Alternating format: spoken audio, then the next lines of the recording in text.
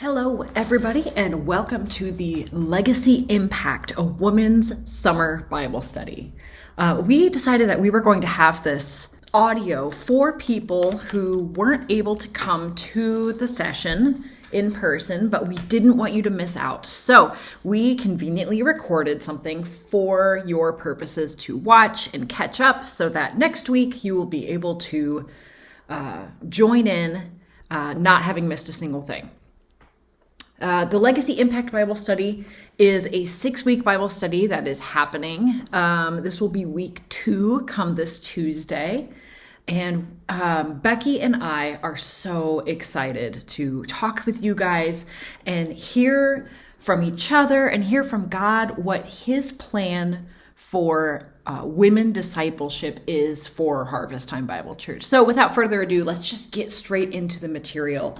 My name is Raegan Fredrickson. I am the online ministry director here at Harvest Time Bible Church. I handle all of the online presence that we have, the website, the Facebook, Instagram, YouTube. I also live stream the services on Sunday mornings. So if you have ever missed a service in person here and gone on our website or our app and found our services there online recorded, that's all me and my team. Right there is a picture of me and my husband, Jordan. But my roots, what I love to do at ministry, the first thing that got me into ministry was youth ministry. I was a youth in need of some help. I got some great help from my local youth group in my small town growing up. And the work that they did for me to help me get through high school was so inspiring that I decided to become a youth minister myself. And so I really started my ministry roots in youth ministry. After I was an intern for a little bit, I decided to get formal education. So I went to Moody Bible Institute, where I got a degree in communications. And that's kind of where I started getting into the more techie side of things. So I have my hand in a lot of pots, but I love investing in the next generation of the church. But I would not be standing here without an army of prayer warriors surrounding me. So let me introduce you to the women who brought me where I am today. This one is somebody you might recognize. This is Leah Meeks. This is Aaron's wife. You can actually see in the left circle there, you can see Leah, and the man standing right next to her is a young Aaron. And then the little circle on the right is me. I think at this point I would have been a senior in high school, maybe a junior. And Leah was a key component in getting me through school. I remember lots and lots of moments where I would be having a really difficult day and she would catch notice at church and she'd pull me into another room and she would just pour into me. She would help me find the hope of Christ in the midst of whatever teenage drama I was dealing with that day. So Leah was a huge proponent in bringing me to where I am in Christ today. Another lady that I have to point out is Tara Burton. Her name's Tara Fredericks. Is Tara Burton. Now, this young, excuse me. This is Tara Burton. This is a picture of her. The left circle, that circle on the right, of course, is me as a freshman in college, probably. And she led an outreach team called Encouraging Words. She taught classes on how to share the love of Christ with people on the street. And I just ate this material up. I loved it. I think I took her class because she kept teaching the same class just with like a rotating, band of people coming. But I would retake her class. So I would read the same material. I think I did it 4 or 5 times. By the end of it, she was like, hey, I noticed that you might like my material and I want to teach this to youth, but my writing, the writing of my curriculum might be a little too complicated. The words and the theology is a lot. Can you help me rewrite it for youth? Because I was the only youth at the time involved. The youth standing around me in this photo came after I helped started teaching the class with her. So I spent so many days in her kitchen after school, writing and rewriting these awesome theological proponents of sharing your faith. And in the middle of that, I always had, whatever was going on in my life, I was able to talk with Tara for hours about what was going on. While we were writing, we were able to just fellowship together and grow together. I would not be here today if Tara hadn't invested in my life. The next women are some of my favorites, probably because they're blood. This is my mother on the right, and her mother in the middle, and then her mother. So I've got my mom, my grandma, and my great-grandma all here at once. And I'm so privileged to be in this line of women. So one of my favorite Bible studies growing up was my grandmother, the one in the middle, was going to go to a Beth Moore Bible study. It was a Bible study about inheritance. And she was so excited about it that she invited my mom, who is the lady on the right. And my mom was so excited about it that she invited me. So this church was probably the next town over.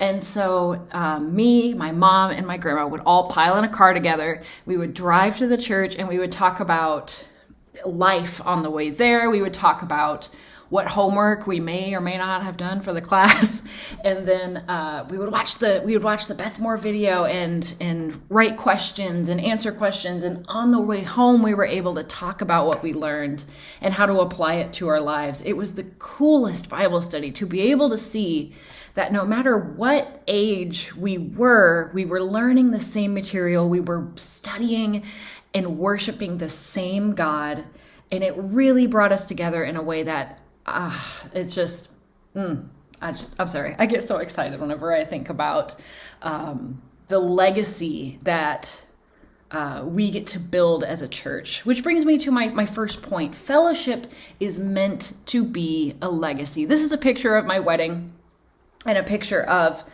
Jordan's parents and my parents praying over us and praying over our children and our children's children and our children's children's children.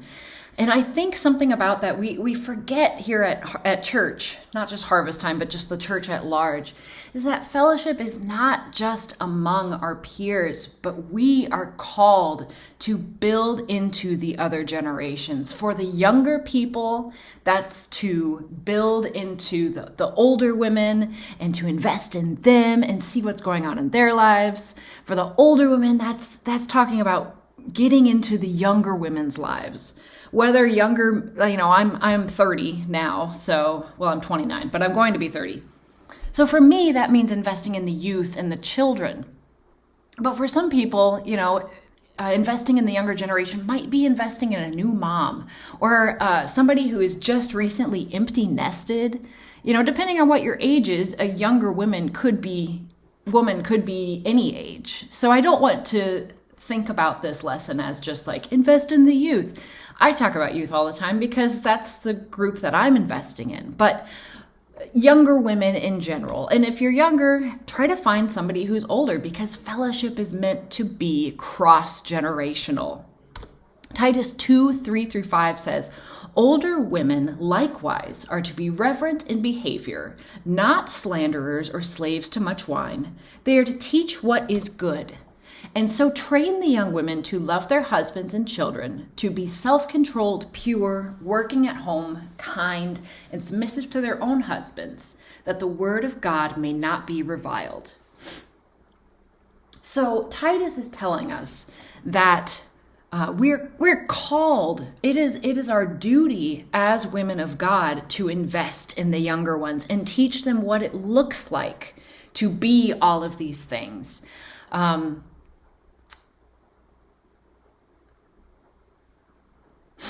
I'm going to take a break.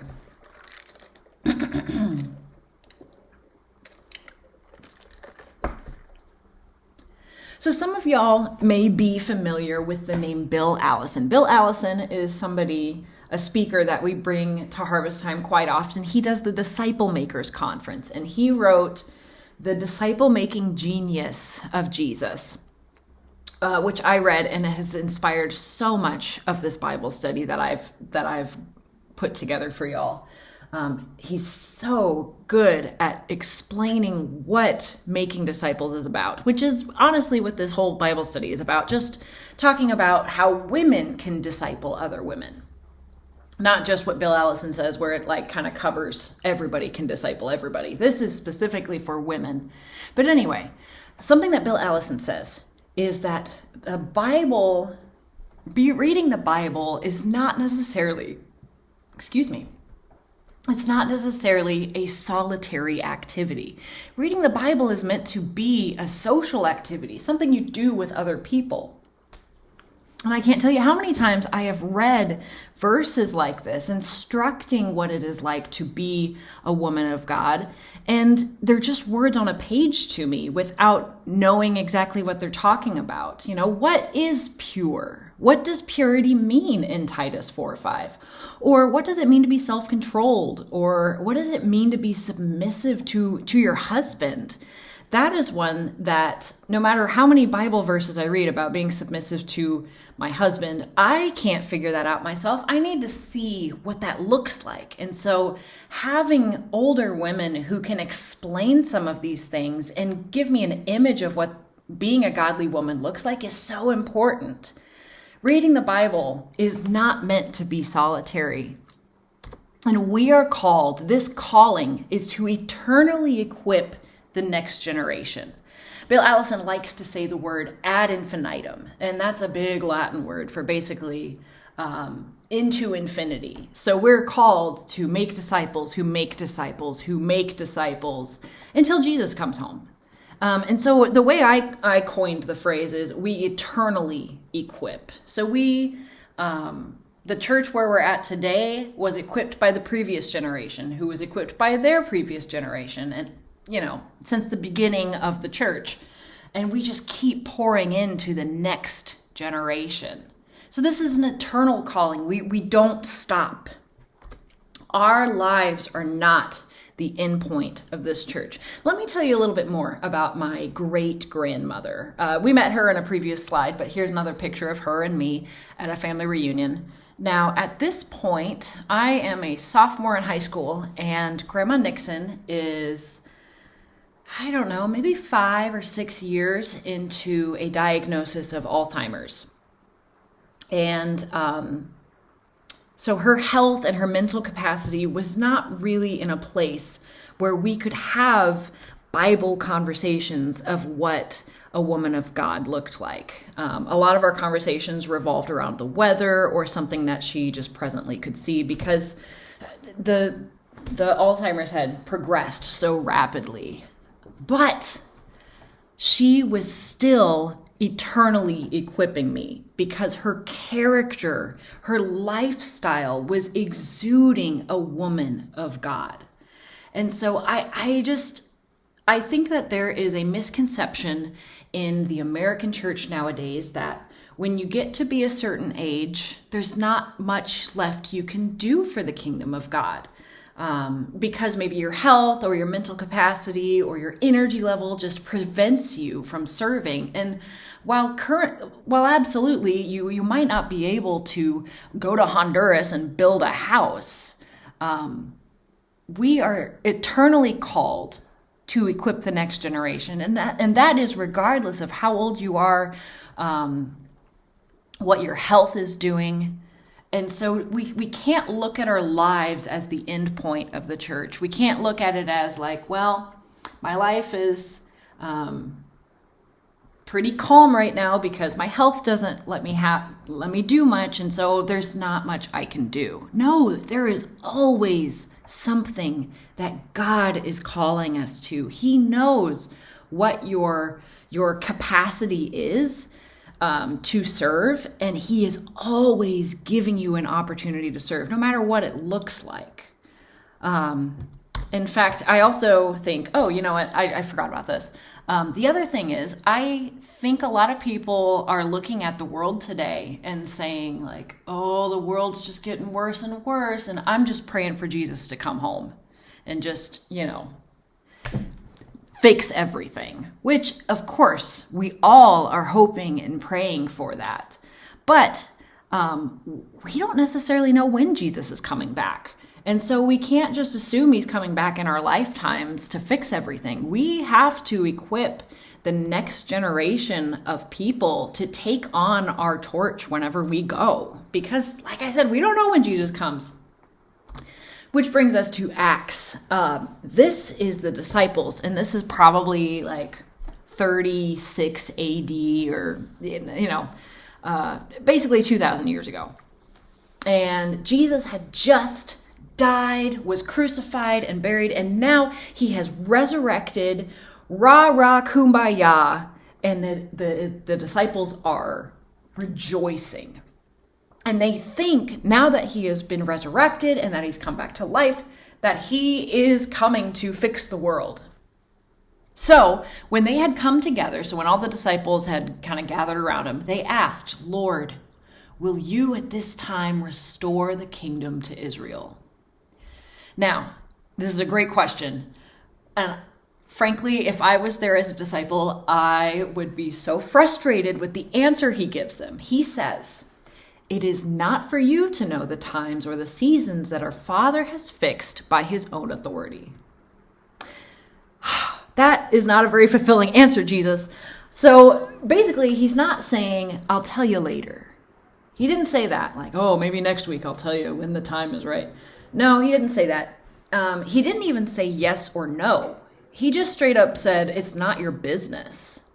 And that's really frustrating to me because I kind of want to know. I want to know when he's coming. I want to know where the end point is so I can prepare people for the end point. But in the end, it's not for us to know. We never know when Jesus is coming back. And so we are perpetually, as a church, in a state of he could be coming now, he could be coming in another 2,000 years. And that means that we have to prepare the next generation to handle the church and to care for the church the way we cared for it. So even if the world ends tomorrow, we can't stop equipping who comes next. God didn't tell us, hey, when it's getting close to the time I'm coming back, like, just prepare them for me coming home. It's like, no, we're supposed to prepare and wait for him. And so we got to make sure that the next generation is patient. We got to make sure that we're patient and carrying on God's commission to us literally until the very last second that Jesus comes back. So as we were talking about legacy, we were talking about, who came before me, who kind of paved the way for me to be where I'm at today. And I'm just curious, in the live Bible study, we had people at tables and we were able to talk with one another. But I know you guys are probably not in a public place. You're probably just listening to this on your own. So just take some time and think about who is your legacy? Who invested in you? Who was the army of women that brought you to where you are in Christ today? So take a couple moments and think about that.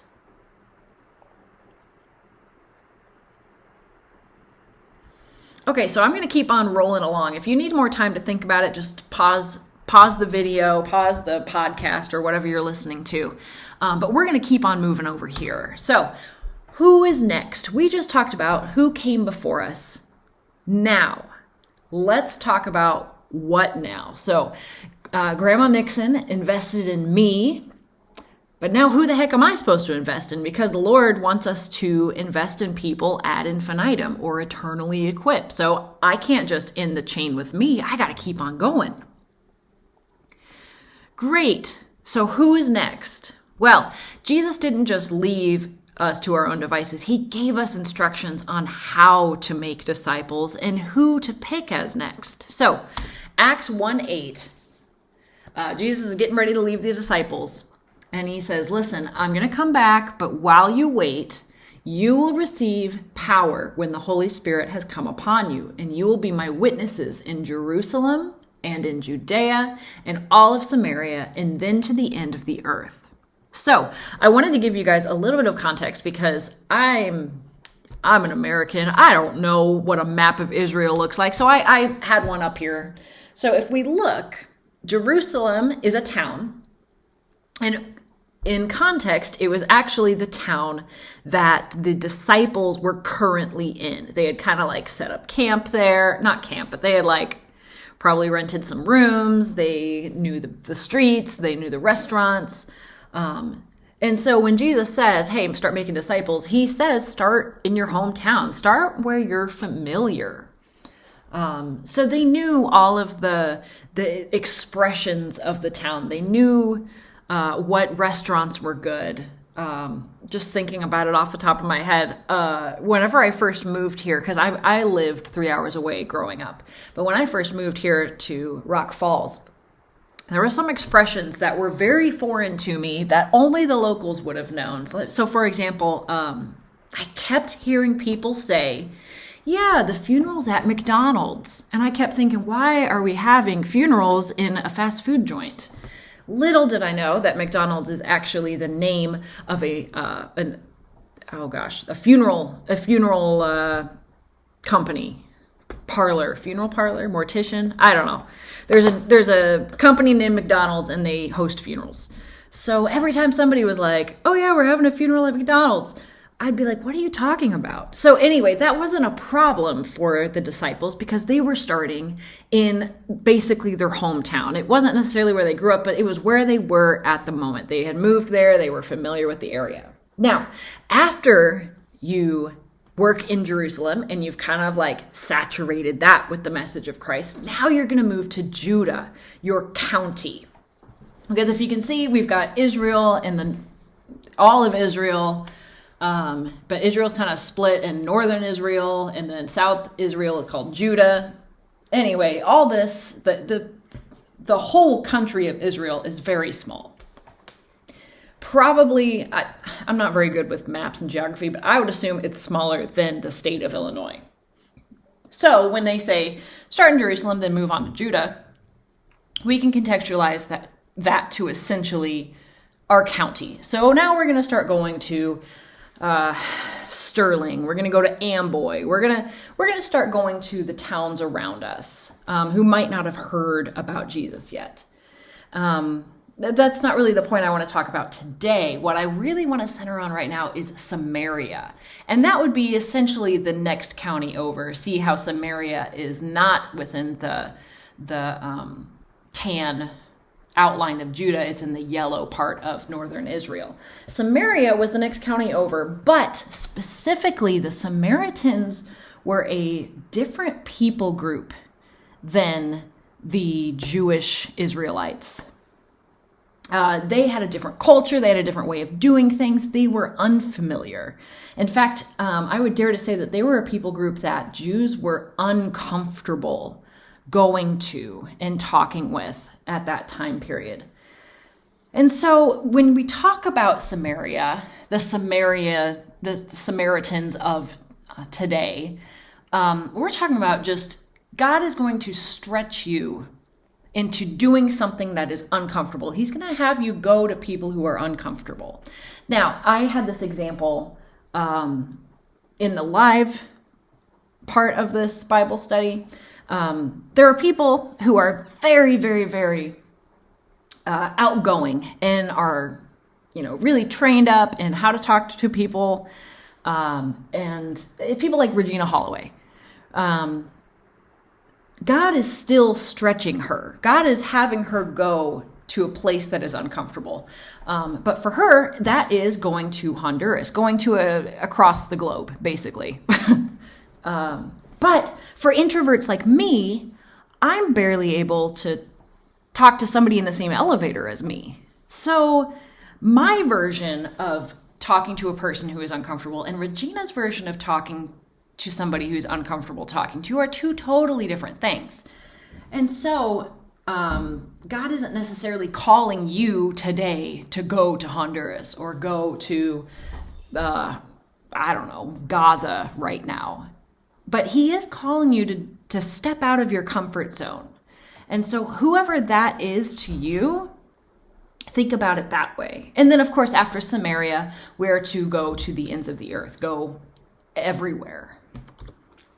So for me, like I said, I'm very introverted. So whenever I was trying to figure out who was I supposed to invest in, I was so introverted that God wasn't calling me to move or learn a new language. He was calling me to the person I'm literally going shoulder to shoulder with in this photo. This is my first cousin, Elena. We lived in the same town, and I would say it was very uncomfortable at the start to start talking to her because we only saw each other at family functions. Talking about God is already kind of uncomfortable. And so it was really hard. It felt as foreign as going to Honduras to invest in her. So this photo on the right is a picture of us in high school together. We were in marching band. And I will tell you about Elena later because discipling her and investing in her was a wild ride, and I love her to death. So we'll talk about her later, but just so you know, that was who was next for me. In fact, you have probably already met the person who you're supposed to pour into. Like I said, God stretches us to a point of being uncomfortable, but sometimes that means just starting in your hometown, starting in Jerusalem. You've probably already met the person who's next for you. And so take some time and think about who that possibly could be. We're not asking you to call them up right now and go out to coffee. I mean, we have 5 more lessons about discipling younger women or older women or other women. So just think about a couple names. Don't spur on to action just now, but just start brainstorming.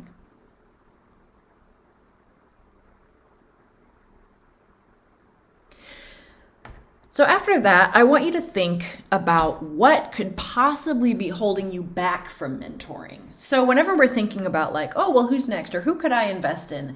Inevitably, there's that fear that kind of just creeps up from your stomach and you're like, ooh, I don't know if I want to do this.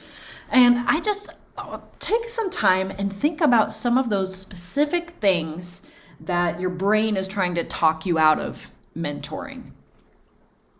This is where I would really encourage you to take some time, and you can always email me or Becky, or if you're able to come in person to one of these Bible studies, this is a really good time to come and talk with other ladies in person, because a lot of them probably have the same holdbacks that you do. And sometimes the things that hold us back from mentoring or that are scary can be very personal. So we're not going to be able to cover it all just like in a big lesson.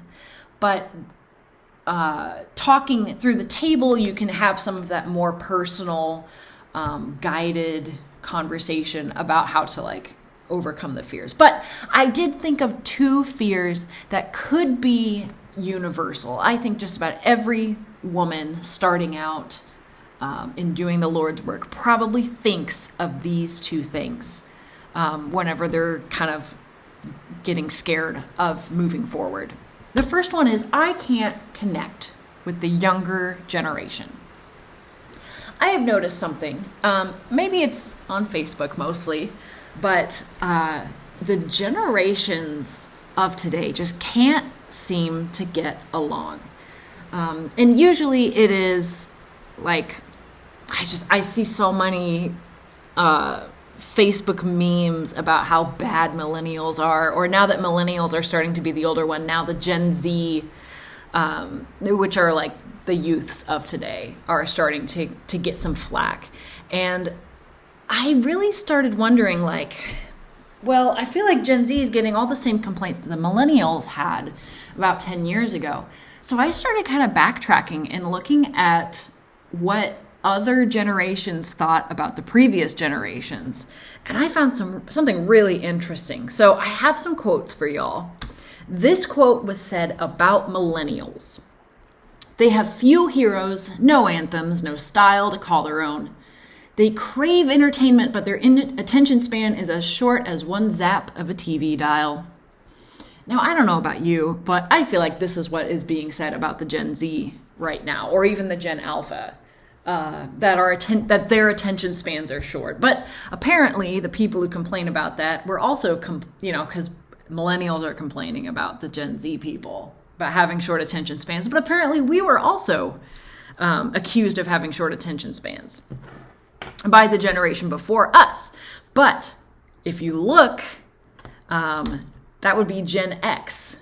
But the generation before them didn't like Gen X. So what really distinguishes this generation from those before is that it's the first generation in American history to live so well and complain so bitterly about it.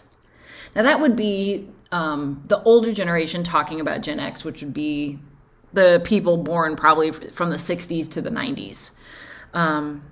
But the generation before them was also complained about. Many young people were so pampered nowadays, now this is the age of the baby boomers, that they had forgotten that there was such a thing as walking. Now, I love this quote specifically because I've heard of a lot of baby boomers who are like, when I was a kid, we had to walk to school uphill both ways. And look at all of the millennials who don't have to walk everywhere. And I just think it's so funny that the very people who are telling me that I don't know how to walk literally were accused of not knowing how to walk. But here's some bad stuff about the generation before them. Cinemas and motor cars were blamed for a flagging interest among young people. So basically, movies and cars, which I think every generation since the invention of cinemas and motor cars are probably guilty of being a little distracted by them. And what I love is that the silent generation, this is the car of the time. This thing can go like 30 miles per hour, and yet it is considered very distracting. So basically what I'm noticing is it really doesn't matter what age the generation is or what year it is. It's just the young generation, the next generation, that gets all of the complaints. So I wanted to play a little game with y'all. So we just saw each generation in the last 100 years get bashed. Now, this one, I haven't put the title up for what generation it is. So I want y'all, indulge me for a little bit, I want y'all to guess which generation is being talked about in this. So young people are high-minded because they have not yet been humbled by life, nor have they experienced the force of circumstances. They think that they know everything, and they are always quite sure about it. Now, whenever I did this with the ladies in the live Bible study, a lot of them thought Gen Z, but one lady specifically was like, the word high-minded seems old, so I think it's the generation before the silent generation, which would be like the turn of the century, maybe like the early 1900s. But this is actually a trick question because the closest person was at least 2,000 years off. This is Aristotle in the 4th century BC talking about a generation before Christ. So again, it really doesn't matter what year it is. We are constantly getting the generations pitted against each other. The world has a pattern of pitting the generations against each other. And now that I think about it, it makes perfect sense because I can get sucked into the drama of like, oh my gosh, the boomers really hate the millennials and the millennials really think the boomers are blah, blah, blah. And we can get sucked into that drama. We can start commenting on Facebook ourselves.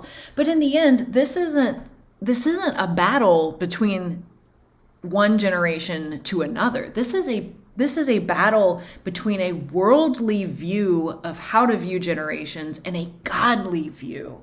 Romans 12:2 says that we are not to conform to the pattern of this world, but be transformed by the renewing of our mind. So we got to break this pattern of fighting amongst ourselves as women and come together. And how we do that, we break this pattern of generational blaming by focusing on how God sees the generations. And whenever I started looking this stuff, I get so tickled. I love reading about what God says about the generations. Psalm 100 says that for the Lord is good. He is steadfast. His love endures forever, and his faithfulness to all generations. And I love this. It doesn't matter what generation you're in. It's not that the world and kids today are just getting worse and worse and worse. No, God is faithful to all generations. He is just as faithful to the millennials as he was to the silent generation and before. Daniel 4:3 says, how great are his signs, how mighty his wonders. His kingdom is an everlasting kingdom, and his dominion endures from generation to generation. So again, I think we get caught up in looking at the statistics of today and how, less and less people are coming to church, and kids today just don't know how to stay in church, and blah, blah, blah, blah, blah, blah, blah. No, that is not what God says. God says that his kingdom is everlasting and it will endure from generation to generation. That is amazing. And all of a sudden, that fear and anxiety that God is somehow shrinking is just falling away, because God isn't going anywhere. God is consistent in each passing generation. God is just as present in Gen Z as they were at the beginning of the church, or as he was in the beginning of the church. Not only that, but we must be consistent in each passing generation. We must continually fill the next generation, regardless of who they are or what time period it is. Even way back in Genesis, when God was talking to Abraham, he said, your offspring, or the future generations, shall all the nations of the earth be blessed, because you have obeyed my voice. And I think that's so important. His offspring, his kids, or it can be applied to us today, our spiritual children, the people that we invest in who are younger than us. They will be blessed because we obeyed God's voice. God is telling us now to invest and to grow and nurture the next generation of church. And so that is our job, and we will bless them so long as we obey and actually invest in them. So that original fear of, I don't know if I can connect with younger people. Okay, yes, there are generations and years and decades that are different between you guys, but I don't know about y'all, but I think every woman can relate to these 4 things. I have experienced fear of the future. I am sure every other woman has experienced fear of the future. Every woman in church has made dumb mistakes and had regrets. There have been moments where every woman has questioned the goodness of God. Pastor Jason has been talking about hope in the darkness, that sermon series on Sundays. And my tech team that I direct every Sunday has people spanning from all generations. I mean, I think our youngest one is maybe 11 years old, and all the way up to 50s and 60s. So I have this wide gambit of generations all in our tech team, but every single person on the tech team has said that they are really resonating with hope in the darkness, the idea that God's goodness could be questioned in dark times. And so I think that just shows the universal problem that humans have. It doesn't matter what generation you are, you have questioned the goodness of God. And I think every woman can look back and think about the time that they were young and they were growing into adulthood and they thought, I am not ready for this. Now, whether that's, a kindergartner or a preschooler going into kindergarten, that's a part of growing up, or a middle schooler going into high school, or a high schooler graduating, or a single person suddenly getting married, or a family that's just now starting to have kids, or empty nesting. That next phase in growing up is always scary. And so there is difficulty in embracing the next step of growing up. These are connections that, regardless of how old you are, you can relate to each other. Now, I wanted to show you guys, again, we're looking at Grandma Dixon here. There is, 80, I'm not good at math, somewhere around 70 to 80 years separating the two of us. But I noticed one time that when I was 26, COVID-19 started hitting, and I distinctly remember at the very beginning when it was really scary and we didn't know how bad the virus was going to be. I remember being terrified. I was standing in the grocery store, and I saw the run of the grocery stores. The governor had just started shutting down Illinois, and so we were all about to be quarantined into our houses, and everybody ran to the grocery store to start grabbing stuff. And I remember looking at all of that and thinking, this feels like what the end of the world would look like. People panicked. People don't know if they're going to be safe. People are just grabbing food, being desperate. It was really scary. So I went home and I knew I needed to read the Bible. I knew I needed to. So I picked Ezekiel, which seems very doom and gloom. So I was like, perfect, fits the time. Well, I couldn't quite understand what Ezekiel was talking about. So I grabbed a Bible commentary.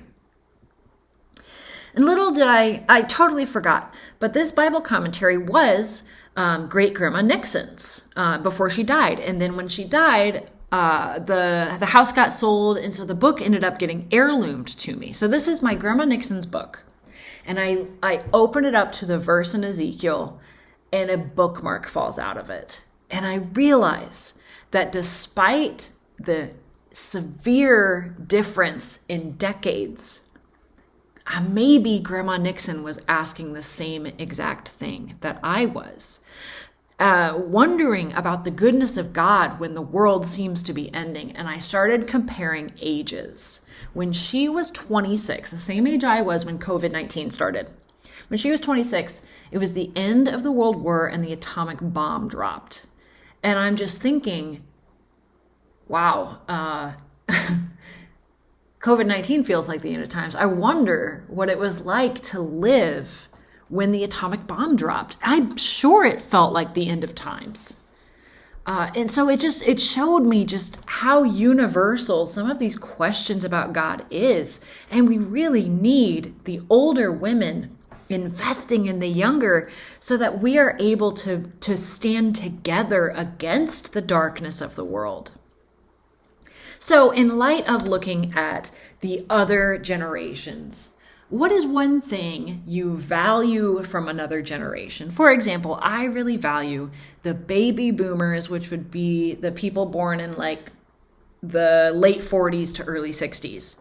The baby boomers have an intense sense of duty and responsibility. When somebody asks them to do something, they do it. Their yes means yes and their no means no. And I really value that. So instead of thinking the world mind of pitting the generations against each other, let's talk about something that you value from another generation. What is something that God has blessed a certain generation with? Take some time and think about that.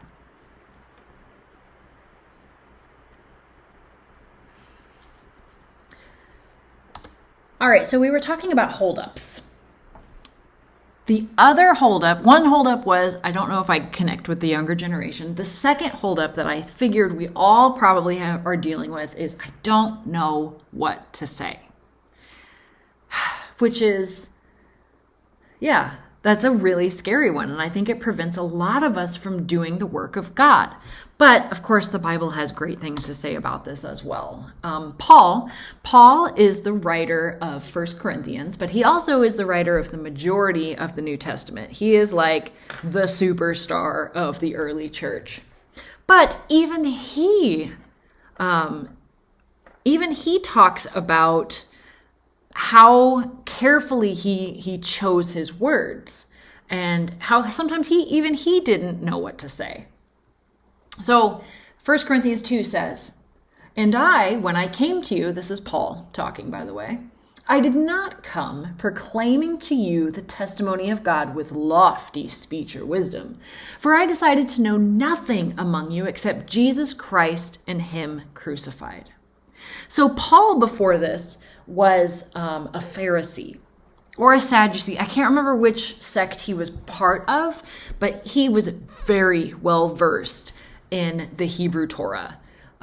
He basically was the guy in church who probably knew every single Sunday school answer and could just had all the memory verses down. Like, he knew a lot. And yet, even when he came to the church of Corinthia, he decided, I'm going to not talk fancy. I'm not going to even think about talking big. I want to know nothing other than Jesus Christ is a man who died to save my life, and he rose again, and he is Lord. And so this teaches us that we don't have to have lofty ideas or lofty knowledge to be able to start talking to people about God. So this is me whenever I first started speaking. I was probably about 19. Oh, look at those cargo shorts. Love that. Okay. This little girl right here 10 years ago doesn't know this, but she is in for a doozy of a situation in about 10 minutes. This is me giving my first Bible teaching.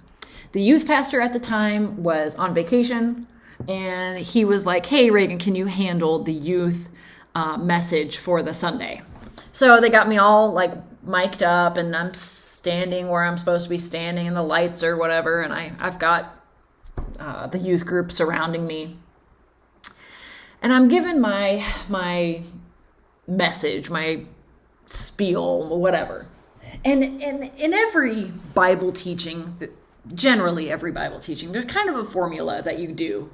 You talk about a problem, and then you say some Bible verses. And then there's this point in just about every sermon where the pastor or the speaker will start talking about human depravity and like talk about really dark stuff, like, oh my gosh, blah, blah, blah, when I was hopeless and I couldn't see forward and all hope was lost. And you get to this really low point. But then you conclude the entire like speech by saying, but Jesus, and you like kind of raise the mood and you talk about how great Jesus is, and then you conclude. Well, I got to the point at this time where I was like talking about how hopeless things can seem. And I looked into the eyes of the kids in front of me, and their eyes, like their mouth was agape, and they were like leaning forward in their seat. They were so connected. And I was like, I got them. I got them. They are engaged. They know what I'm saying. And then my brain went blank, and I lost everything that I was about to talk about. So frantically, I run over to the podium where my notes are, and I was really dumb whenever I was young, and under conclusion, I didn't write anything. I just put the word like, wrap it up. And so I look at the audience, and I'm like, I left them in this pit of despair, and I don't know how to get them out of the pit of despair. And so I literally ran off the stage and was like, I totally forgot what I was going to say, but Jesus is great and all. And I just ran for it.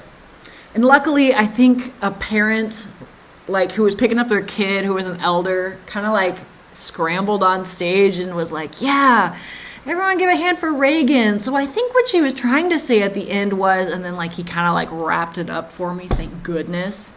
But anyway, all that to say, when we first start, nobody has any idea what to say. Nobody knows how to start.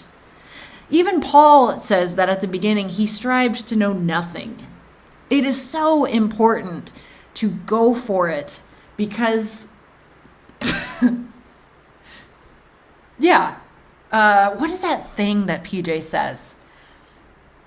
Nobody cares how much you know until they know how much you care. That's so important. I mentioned this in the live Bible study. A lot of people don't necessarily remember the specific things that PJ or Dalmas has said to them. Specifically, I'm thinking of Dalmas because everybody I know seems to know Dalmas. If you were to ask them like, oh, what did Dalmas tell you that was so important that you remember him so well? They probably couldn't tell you what he said, but they remember that when they were in the hospital, Dalmas showed up and sat with them. That's so important. They knew how much Dalmas cared. I can tell you a million stories about how the people that I mentor, the girls that I mentor, they'll ask me a question and I have no idea how to answer it. But in the end, they might not remember what I said anyway. They just remember that I was there for them. So even if you don't know how to start, even if you don't know what to say, even if you run off the stage, I guarantee you those youth remember that I was there on Sunday. Anyway, not only that, but Corinthians also says, yet among the mature we do impart wisdom, although it is not a wisdom of this age or of the rulers of this age who are doomed to pass away. But we impart a secret and hidden wisdom of God, which God decreed before the ages for our glory. None of the rulers of this age understood this. These things God has revealed to us through the Spirit. For the Spirit searches everything, even the depths of God. So let's talk about this wisdom of the age. Again, Paul is writing that we don't have to know everything. That's not the important part. We have a helper. The things of God are revealed to us through the Spirit. It is the Spirit of God who speaks through us. And the Spirit searches everything, even the depths of God. This is what people react to whenever we speak truth to them. They're not reacting to our words. They are reacting to the Holy Spirit at work within us, talking and loving on them. That is the key to mentoring. That is the key to making disciples or investing in the younger members of our church. We are called to do this so that the Holy Spirit can be at work in us and the younger people that we're investing in. Not only that, but we have to remember that the Holy Spirit is coming with us and is going to give us the words to speak, and that He sent them to you for a reason, or He sent you to them, whoever kind of initiates the conversation first. Going back to my cousin, the first girl that I invested in, I was terrified to help her through life. She was going through some rough stuff and I had no idea how to respond to it. But I had to remember that God didn't send Elena to my mom. God didn't send Elena to her mom. God didn't send Elena to grandma.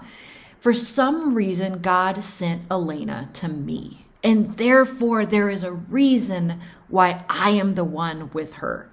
And we might never even know why some ladies gravitate toward us.